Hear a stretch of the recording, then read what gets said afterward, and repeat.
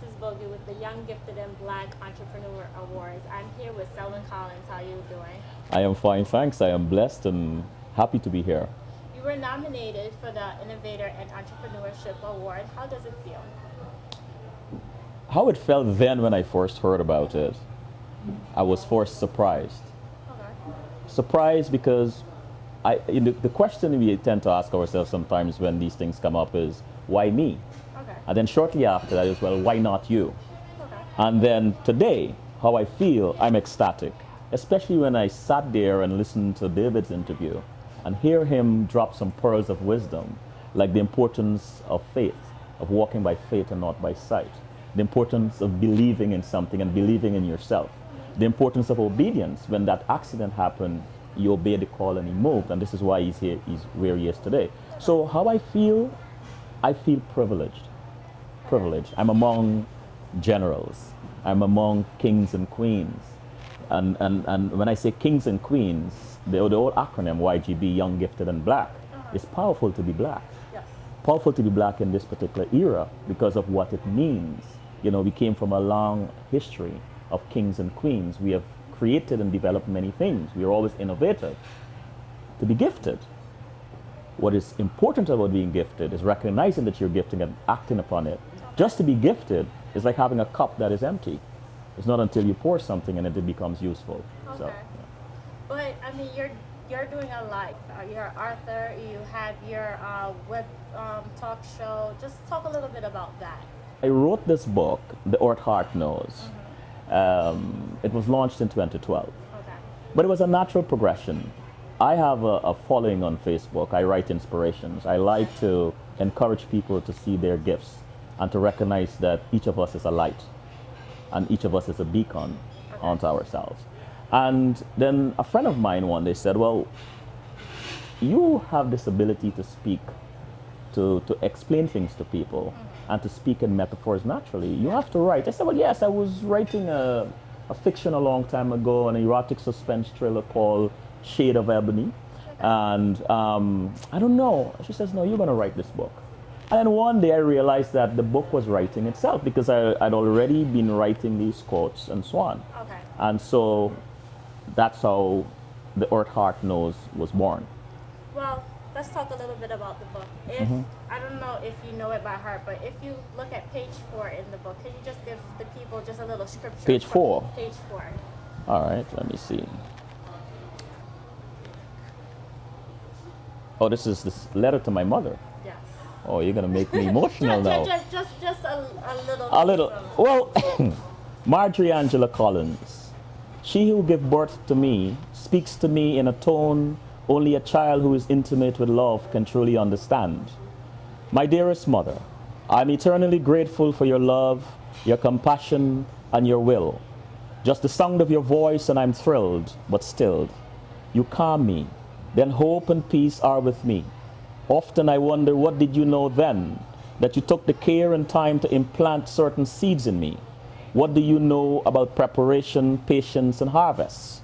I understand a mother's love, but where did you find the grace and the strength to listen to so many questions, many very strange from a child? How could you love so completely and purely that even your admonitions and whippings were understood?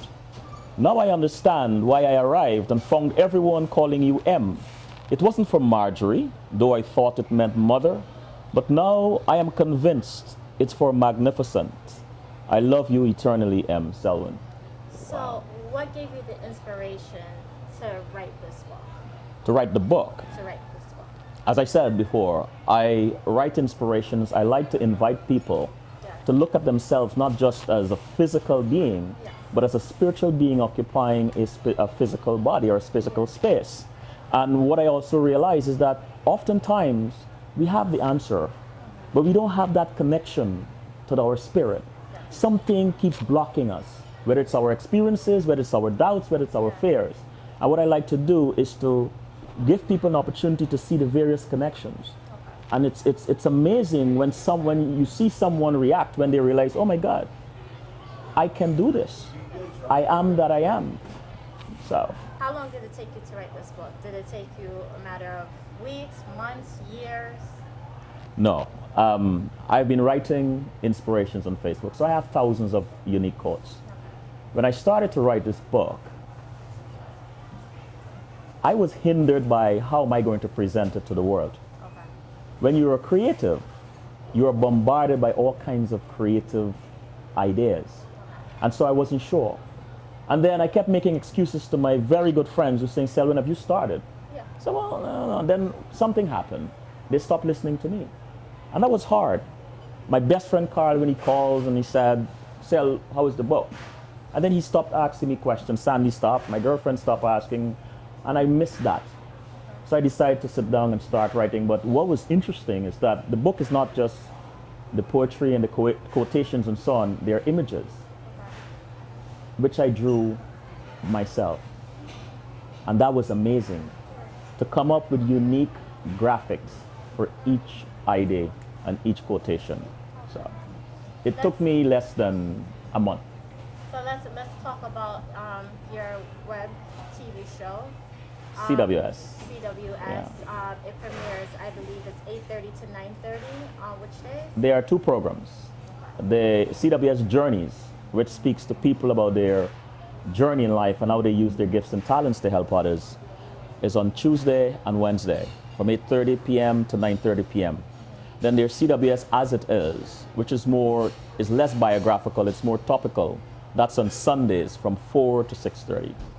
And what topics do you usually cover during your program? Well, CWS As It Is, as I said, is more topical. Excuse me. It ranges from arts, music, politics, STEMs, science, technology, engineering, mathematics. That evolved out of a need. When I was a child, I grew up in Guyana, I'm Guyanese. Yeah. I grew up in a village till I was 9, a village called Vorchinuchan. And when I reflect, I realized that the village had certain tenets where the community took care of you. If you strayed as a child, some adult would kind of pull you back. Okay. And I also realized that there was something unique about villages, is that people get together and they have discussions. And we were missing that. I don't know if those tenets eroded because of migration. The social scientists can best explain that. I'm not sure what it is.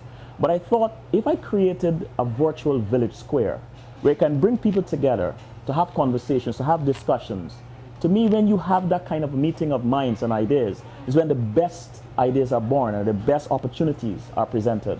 And so I started CWS As It Is. I started it to provide a platform for Guyanese, but especially the youth, because I think it is important that we know what they're doing, what they're thinking, and why they think about what they're doing, because they are our future. Okay. So let's talk about the entrepreneurship part of the award. We have your other business, the Selco 2000, my web development, or web solutions, I should say. A friend of mine said, it's not just web development, it's web solutions. You write software, you create websites, you come up with concepts and ideas and how people can present themselves on the internet. Okay. That started in 2001. Then how did you come about in Creating Selco 2000? I worked for Time Inc. for many years, and I was doing extremely well. Okay. A software developer, having fun, making money. And then I got laid off. And I asked myself, well, what am I going to do? I really didn't want to go back out there and pound the pave and work for someone else. At that time, I didn't have much of an idea about web development, but I found it intriguing because I'm a creative and technical person by nature. And I got into it. And what I realized as I started doing it, I started getting business. And people would contact me and ask me to do it. And I realized, David alluded to it, it's about relationships. I realized when you have good relationships, it guarantees you a sort of income, because people don't really buy what you do, they buy who you are. So as a web developer, like if I want a website, say that I want to do my business have a website, do you do that type of programming? Oh yes, okay. Oh yeah. So you started from scratch? From scratch. I talk to you, I ask you what is it you really want to do, what is your industry. I have an interview with you. Because I believe that when you create something, you create a product for someone, there should be some synergies like colors, look and feel, presentation. If that person doesn't like it, it will never work for them. But that's my belief. There's a spiritual connection with who you are and what you do, the things, the car you drive, the clothes you wear. So if this is a website that represents your business and you don't have that connection with it, it's not, first you're going to resent it, so you'll be sending the wrong energy towards it and it will never work for you. So I speak with you, find out who you are as a person, find out about your industry, why is it you want this, and then I create around there. Okay, so how does it feel, being an immigrant coming to the United States and starting from, because, usually when you come from another country, they usually try to set you back. And, I'm not sure if they actually set you back or you actually stayed at your right grade or... Well, it's funny you ask that question. I ask this question a lot of some of my guests. Fortunately for me, before I got here, I was well formed. Okay. I went to one of the top schools in the country. Okay. And it's a school where it wasn't just based on academics. They groomed you for life. So I came here with certain grounding. Okay. I came here with certain understanding. And so I wasn't like someone lost. Okay. So it wasn't that jarring for me. I mean, there were some culture shock, yes, because of course you come from an environment which back then was considered so slow compared to where you are. But I eventually adjusted and adapted to my environment. Okay. Yeah. So what does being an entrepreneur mean to you? Being an entrepreneur means to me to take next to nothing and create something big, and having the courage to do it, having the will to do it, but also the commitment. Because it's one thing to dream. Dreaming is good. It drives the imagination, and the imagination is the best thing that we have, the best gift God has given to us. Because the imagination can go anywhere. But if all you do is just imagine, then you're just like an empty cup. You have to have that drive and that will and that commitment. This whole thing here, YGB, and I must commend the innovator for this, it started with an idea. Yes. But because of his will and because of his commitment, we are sitting here today having this conversation. So what are the next steps for you?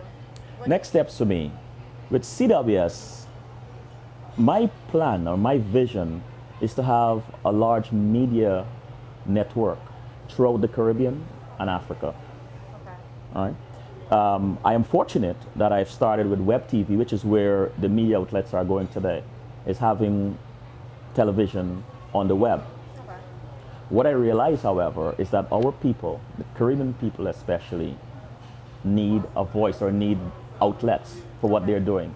If I were not here today, I would never have learned about David. I would never have learned about some of the people that have been nominated for these amazing awards. And so, if I provide that, I believe that by providing that platform, I give the unsung heroes an opportunity not only to show themselves, but to tell their stories. Because I believe that we are never more connected than when we share our stories. Imagine a young person listening to you, listening not only to your successes, but your challenges and that you got up when you fell. And then one day, that person overcoming their own limitations and challenges and becoming a person of note, a person who perhaps discovers vaccines that save millions of lives, a person who becomes a head of state, a person who stops a genocide, God forbid. What is powerful about that?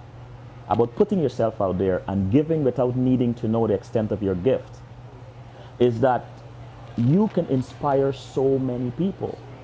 The important thing is to give and not expect anything in return.